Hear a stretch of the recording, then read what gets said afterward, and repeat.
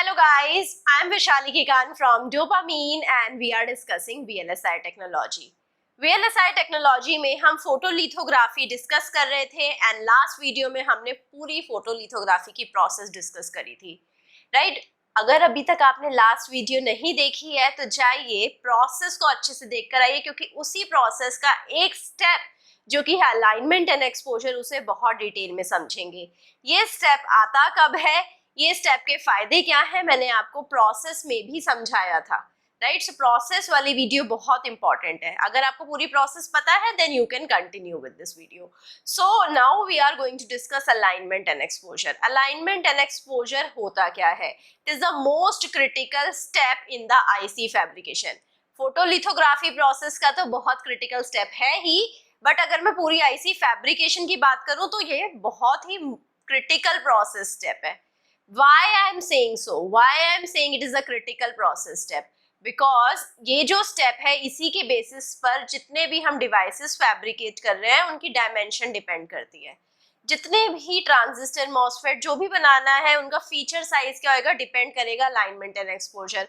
अगर ये स्टेप आपने खराब कर दिया तो पूरी आईसी पे अफेक्ट पड़ सकता है, राइट? सो ये बहुत ही क्रिटिकल प्रोसेस स्टेप है। It is using the most expensive tool also, जो कि है stepper in the IC fabrication। Stepper को यूज करता है, बहुत एक्सपेंसिव टूल है। so I can say कि alignment and exposure is a critical process step. It is the most challenging technology also, and जैसा कि मैंने आपको पहले भी बताया, alignment and exposure से ही हमें मिनिमम फीचर साइज पता लगता है। मिनिमम फीचर साइज डिपेंड करता है कि हमारा अलाइनमेंट एंड एक्सपोजर कैसे हुआ है। अलाइनमेंट एंड एक्सपोजर अगर हमने ढंग से करा है, अगर हमने अलाइनमेंट एंड एक्सपोजर प्रॉपरली करा है तो हमारा फीचर साइज छोटा भी हो सकता है। फीचर साइज छोटा मतलब डिवाइस कॉम्पैक्ट बन जाएगा, और डिवाइस कॉम्पैक्ट बन जाएगा विच मीन्स कि हमारी फैब्रिकेशन में जो चिप है वो छोटी बनेगी, right? So very important process step, very critical process step. जो अब ये जो डेटा ले रखा है, डेटा भी पुराना है, अभी हमारे पास नैनोमीटर में भी फीचर साइज है। सो 0.18 माइक्रोमीटर का जो फीचर साइज है it has been reduce to 0.13 micrometre जब ये डेटा लिया गया था। I told you now we have the nanometre feature size as well. तो अब यहाँ पर अलाइनमेंट एंड एक्सपोजर के लिए कितने टूल्स रिक्वायर्ड है, let's discuss all of them. First of all we have the contact printer, then the proximity printer, then the projection printer and at last stepper। Stepper एक automated system है। Stepper means कि अगर आप एक machine है जिसके अंदर आपको सिर्फ चिप डालनी है, पूरे प्रोसेस स्टेप उसके अंदर ही हो जाएंगे and you will get the after alignment and the exposure chip outside of the stepper, right? तो स्टेपर के साथ आपको कुछ नहीं करना है, you just have to insert the chip and all of the process step will happen automatically। तो ये जो तीन टाइप के प्रिंटर हैं, इन प्रिंटर्स को डिस्कस करते हैं डिटेल में, then in a separate video we will discuss about stepper also. So first is contact printer. नाम से पता लग रहा है कॉन्टेक्ट हो रहा है इस प्रिंटर के अंदर। So we have some contact while we are using this printer. So it is a very simple equipment. 1970s से पहले ये कॉन्टेक्ट प्रिंटर ही यूज करते थे, राइट? मिड 1970s से पहले we were using the contact printer, right? So इसकी जो resolution थी माइक्रोन, सब माइक्रोन लेवल पर ही इसकी रेजोल्यूशन थी, राइट? कॉन्टेक्ट का मतलब कि हमारा जो वेफर है और जो प्रिंटर है ये दोनों आपस में कॉन्टेक्ट में है। So this is a kind of contact printer, means wafer और जो प्रिंटर है आपस में कॉन्टेक्ट में आ जाएंगे। सो मास्क और वेफर का डायरेक्ट कांटेक्ट है, राइट? बट अगर मैं वेफर के ऊपर मास्क को डायरेक्ट कांटेक्ट में रख रही हूँ तो उसका एक नुकसान भी है कि हर बार जैसे मैंने वेफर के ऊपर मास्क को रखा कुछ वियर एंड टियर होएगा, जिसकी वजह से जो मास्क है इसकी लाइफ टाइम लिमिटेड है, राइट? मैं इसे अनलिमिटेड टाइम तो यूज नहीं कर सकती, हर बार कुछ वियर टियर होएगा and it has limited mask life time. और एक प्रॉब्लम है कॉन्टेक्ट प्रिंटर की, let's suppose this is my mask and this is my chip, right? so अब क्या होगा, वेफर के ऊपर जैसे ही मैंने मास्क रखा, मास्क के ऊपर कुछ पार्टिकल्स भी हो सकते थे, कंटामिनेंट्स भी हो सकते थे। जैसे ही मास्क वेफर के कांटेक्ट में आएगा जो कंटेमिनेंट्स हैं वो भी वेफर के कांटेक्ट में आएंगे और जो पार्टिकल्स हैं वो वेफर्स पर आ जाएंगे, जिससे इम्प्योरिटी ट्रांसफर हो रही है। So this is harmful for the wafer, wafer के ऊपर इम्प्योरिटी आ गई है। So this is a disadvantage और limitation of the contact printer.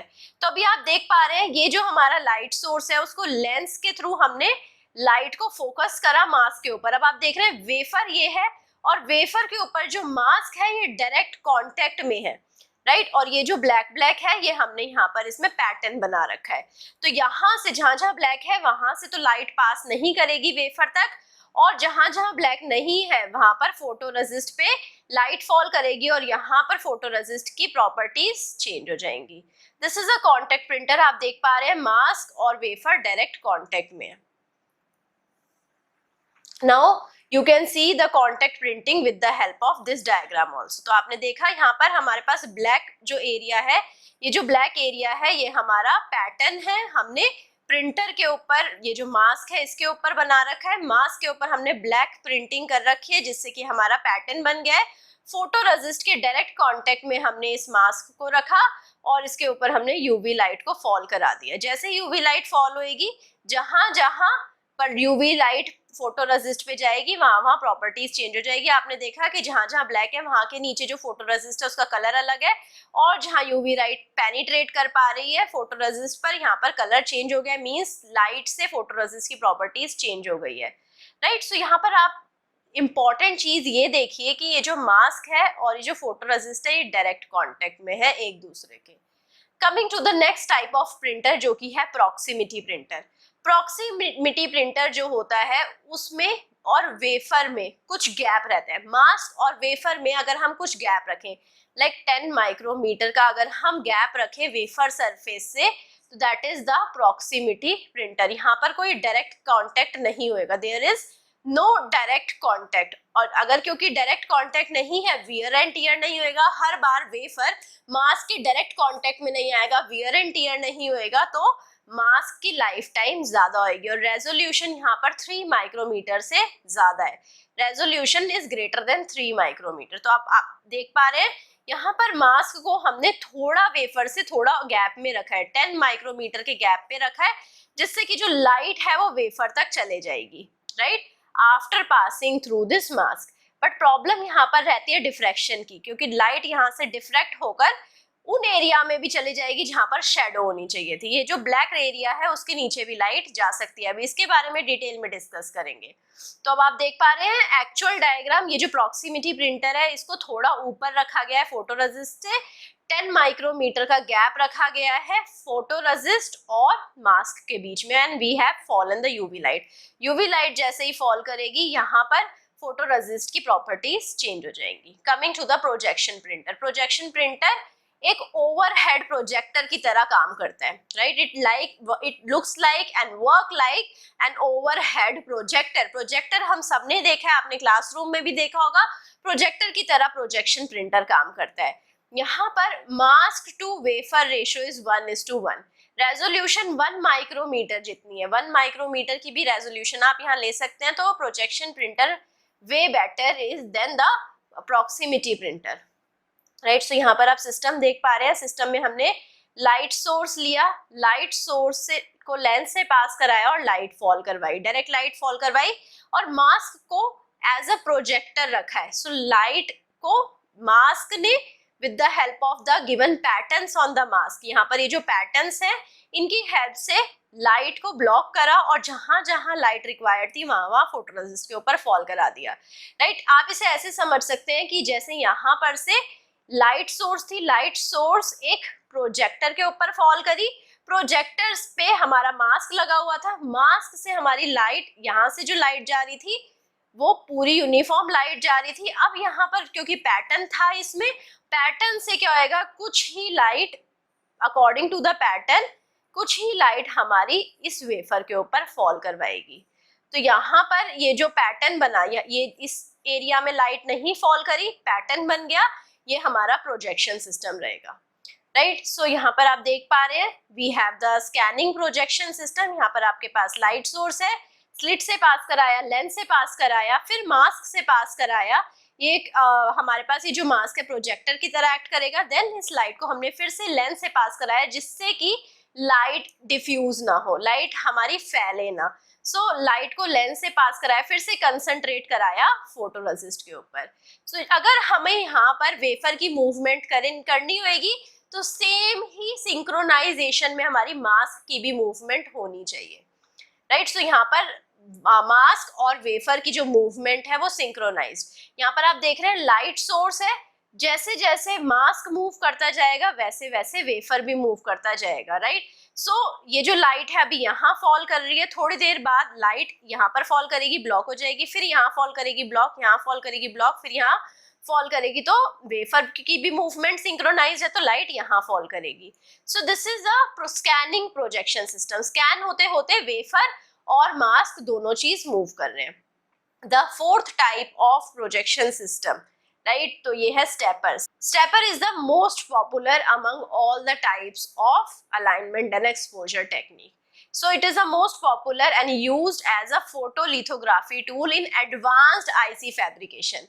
जहां पर भी एडवांस्ड आईसी फैब्रिकेशन होगी वहां पर स्टेपर को यूज किया जाएगा। स्टेपर थोड़ा महंगा सिस्टम है, इसलिए जब भी स्टेपर को यूज करेंगे थोड़ा कॉस्ट इनकलकेट हो जाएगा, राइट।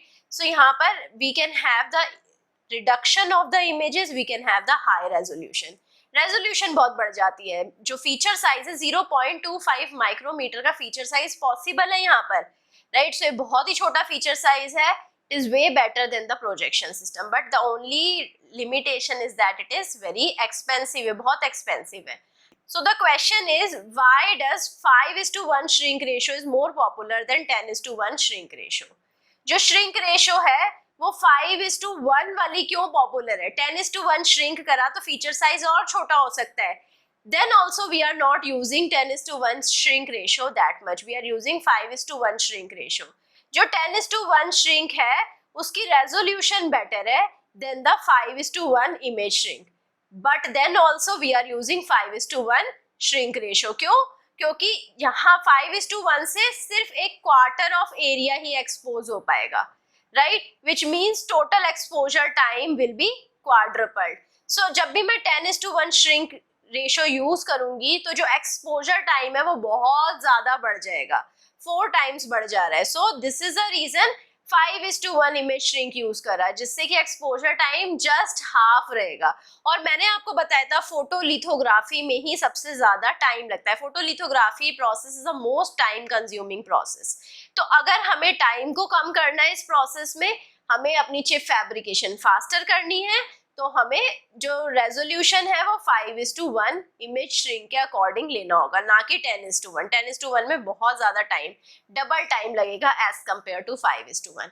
तो आप देख पा रहे हैं step and repeat alignment and exposure. So यहाँ पर हमारे पास लाइट सोर्स है, प्रोजेक्शन लेंस है, रेटिकल है। रेटिकल हमारा एक्ट करेगा as a light passing material, and then we have a projection lens. Projection lens से लाइट फॉल करेगी वेफर के ऊपर, एंड यहाँ पर रेटिकल से कुछ लाइट ब्लॉक हो जाएगी जो हमें पैटर्निंग के लिए चाहिए होगी। अगेन प्रोजेक्शन लेंस यूज करेंगे जिससे ये जो लाइट है वो वेफर के ऊपर फॉल करेगी। सो ये जो वेफर है वेफर स्टेज के ऊपर रखा रहेगा। आप देख पा रहे हैं स्टेप एंड रिपीट अलाइनमेंट और एक्सपोजर स्टेप, राइट। सो यहाँ पर आप देख पा रहे हैं पूरा स्ट्रक्चर। यहाँ पर हमारे पास लाइट सोर्स है, लाइट सोर्स पर हमने यहाँ पर लाइट सोर्स को फॉल करवाया है एक लेंस के थ्रू एक रेटिकल पर। रेटिकल के ऊपर हमारे पास अलाइनमेंट लेजर की हेल्प से रेफरेंस मार्क से पैटर्न्स आ रहे हैं। ये जो पैटर्न्स हैं, पैटर्न्स फॉल करेंगे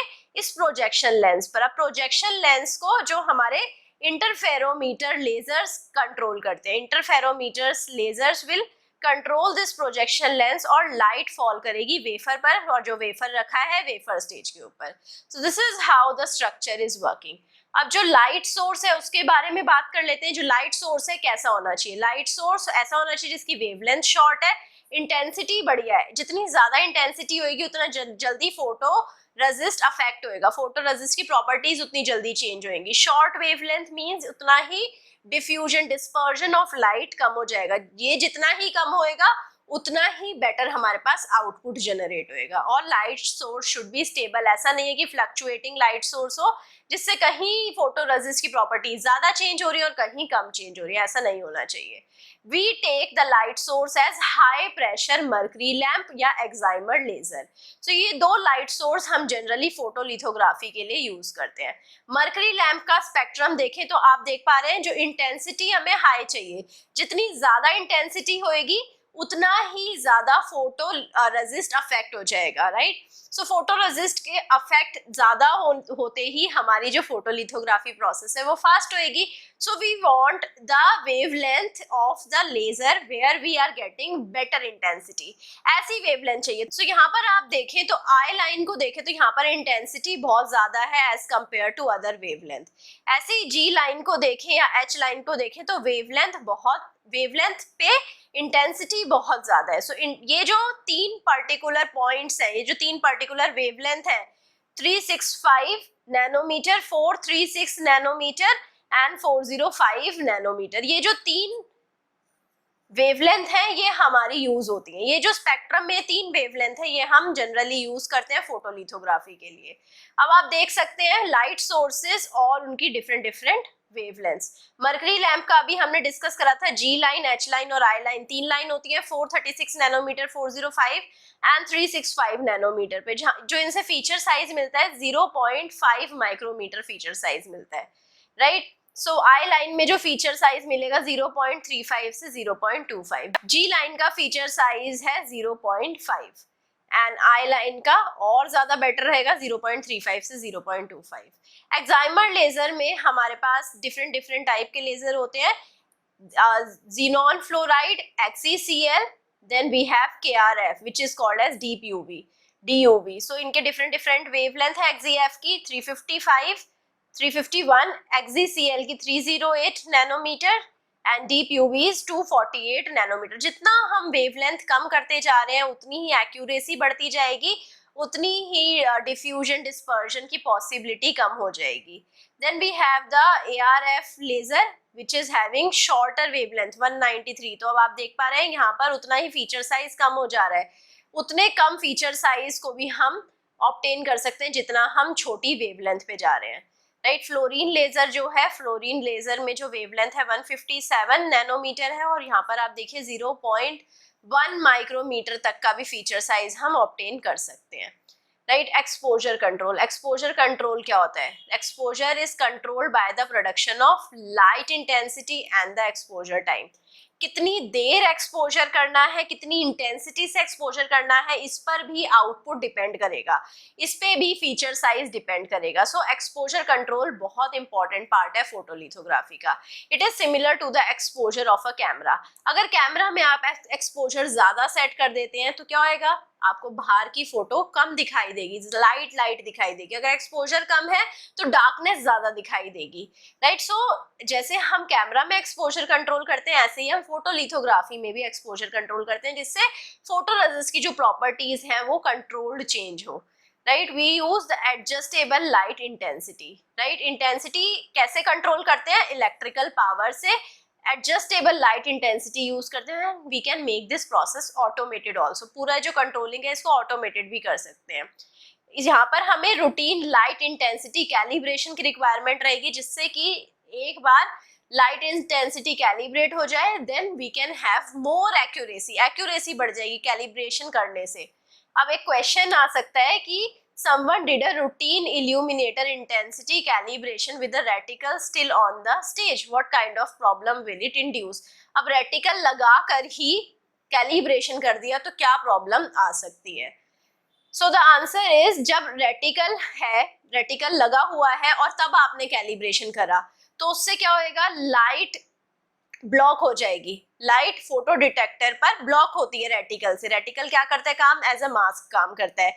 और रेटिकल जब लगा हुआ है तो जो लाइट फोटो डिटेक्टर पर जाने वाली है वो ब्लॉक हो जाती है और जो वेफर है will receive less photon then it should receive. Wafer के पास कम फोटोन आएंगे जितने इसे एक्चुअल में रिसीव करने चाहिए, जिससे कि हमें लोअर रीडिंग मिलेगी और अब जो कैलिब्रेशन के लिए हमें जो पावर अप्लाइड है वो इंक्रीज हो जाएगी, हमें ज्यादा पावर पर कैलिब्रेशन हो जाएगी।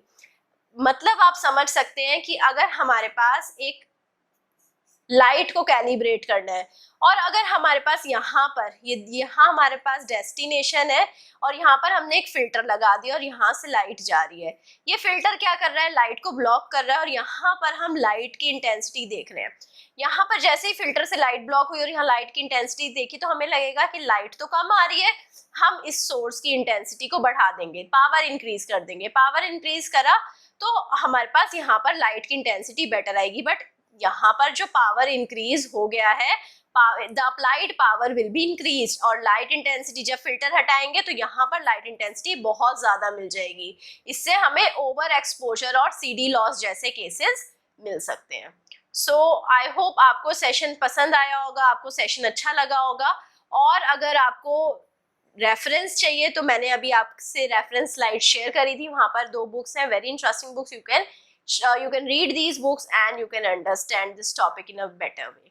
नेक्स्ट क्लास में हम लोग डिस्कस करेंगे आफ्टर अलाइनमेंट एंड एक्सपोजर क्या होता है फोटोलिथोग्राफी प्रोसेस में। Very important video.